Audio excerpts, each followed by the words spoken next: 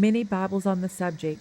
Charlie's hell experience forced me to dust off the old Bible that night, and to look to other books of faith as well.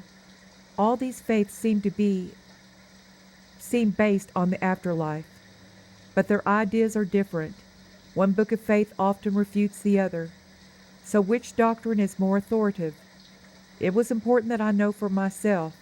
I felt that my own life was too important to entrust anyone's denomination or any one minister. Which book of faith represents the truth? To compare with the Judeo-Christian Bible, I selected the Tibetan and Egyptian books of the dead, the Vedas, I think I said that right, and the Upanishads.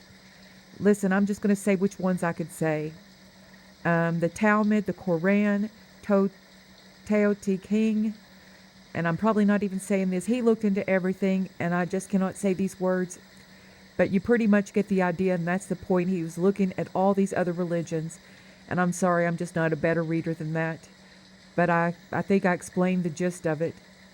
And then it goes on. Surprisingly, most of them describe both a heaven and a hell, but each claim their own God or tradition as the only way to heaven. More generous, however, were some of the Eastern faiths. They allowed that all roads lead to heaven.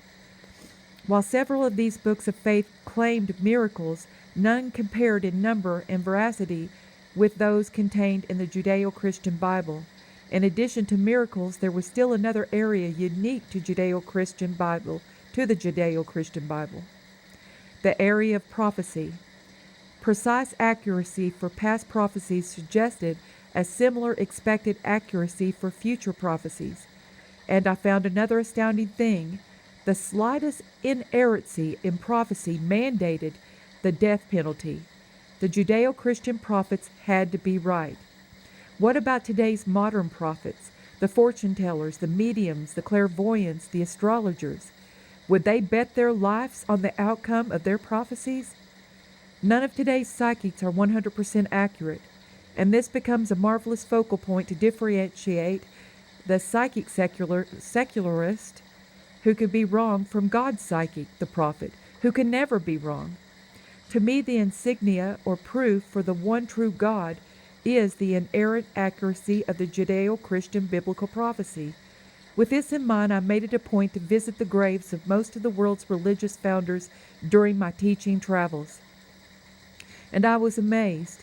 All the graves were occupied except one, and that empty grave belonged to the only religious founder who claimed deity. It was Jesus Christ. Because Christians represent a minority of the world's faiths, we shall look for the influence of other faiths upon near-death experiences in foreign countries and attempt to correlate these with the findings of other authors.